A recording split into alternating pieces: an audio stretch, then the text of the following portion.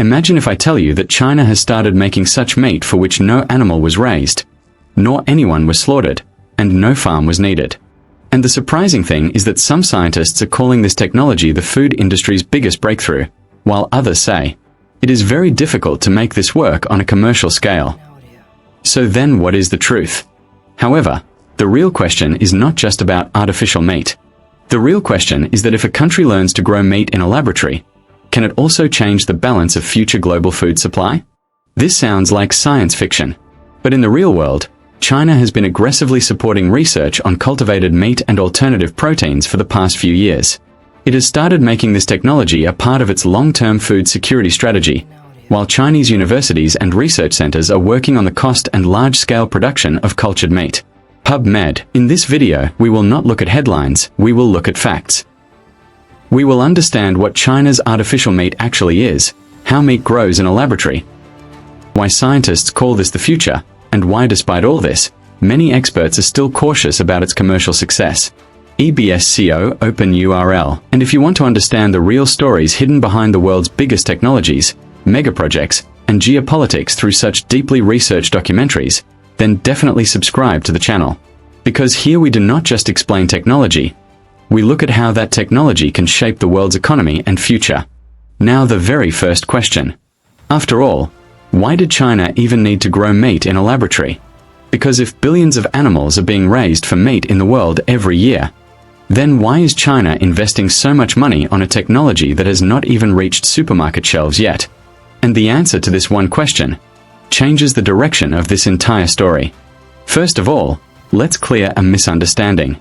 When people hear artificial meat, often this picture forms in their minds that meat is being prepared in a laboratory by mixing some chemical powder. Reality is quite different from this. Cultivated meat actually starts from a few healthy cells of an animal. Those cells are grown in a nutrient-rich environment, where they slowly multiply and begin to form muscle tissue. Meaning the target is not to make fake meat, but to grow real meat without raising a whole animal. Now the question arises, if science sounds so simple, why haven't supermarkets around the world filled with cultivated meat?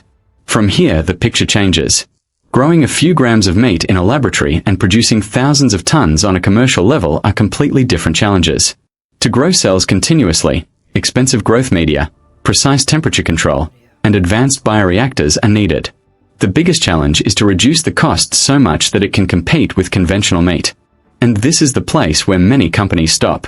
That is why China is not just doing experiments in laboratories.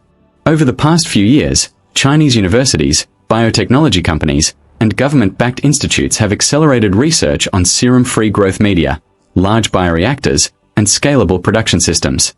The goal is not just to make meat, it is to make it an industry.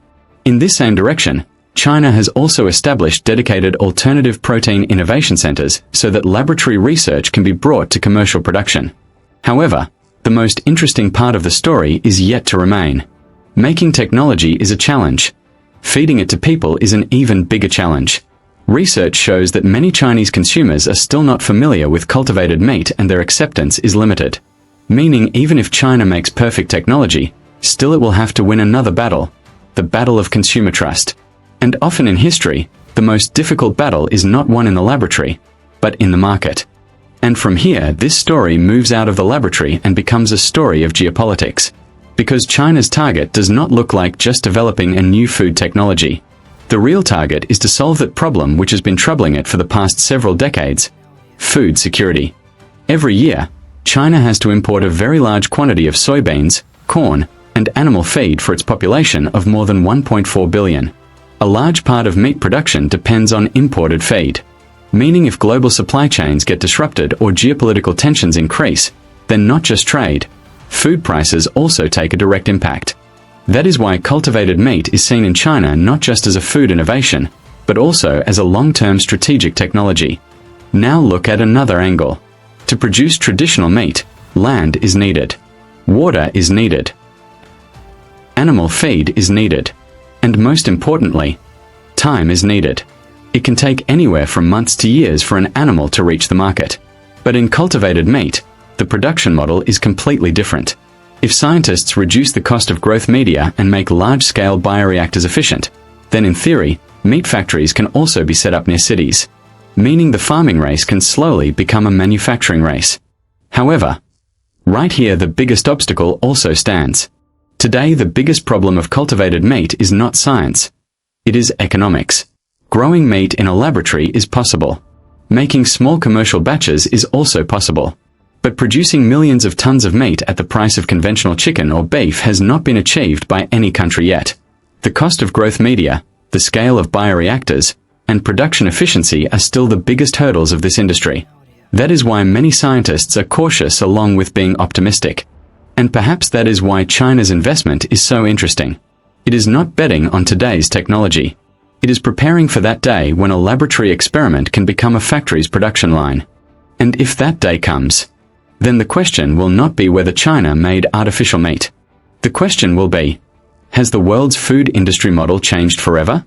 However, perhaps the biggest twist of this entire story is that the race of cultivated meat is not a race of meat at all. It is a manufacturing race. Just like in solar panels, lithium batteries, and electric vehicles, the win went to that company which was successful not just in invention, but also in mass production. That is why China's focus looks more on factories than laboratories.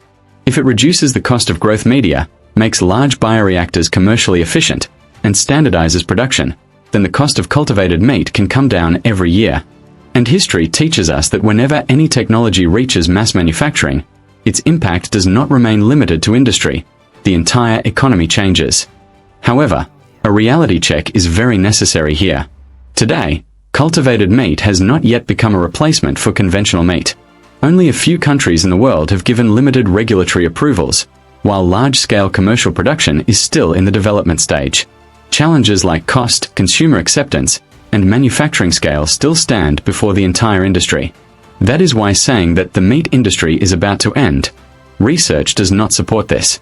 What research supports is that cultivated meat is a rapidly developing technology in which many countries, including China, are making long-term investments. And perhaps that is why the debate of scientists is also so interesting. Some experts believe that if production costs come down dramatically, cultivated meat can become an important part of the global food system. On the other hand, many researchers say that it may still take many years for this technology to reach billions of people, meaning the future will not be decided by the laboratory. The market will decide it. Now think for a moment. If a country gets such a technology that can produce protein with less land, less water, and fewer natural resources, then will it only export food? Or will it also export future food security? Perhaps that is why China's artificial meat project does not look like just a scientific experiment. It looks like preparation for a world where the most valuable resource will not just be oil or lithium, but a reliable food supply. And if that day comes, then it is possible that history may not remember artificial meat as a food invention. Rather, it may remember it as that technology, which began to convert farming into manufacturing. If you think that laboratory-grown meat can become a part of the future, then definitely share your opinion in the comments. And if you want to see the real stories hidden behind the world's biggest technologies, mega projects, and geopolitics in this way, then do not forget to subscribe to the channel. Because the next story will not be just of technology, but of the future.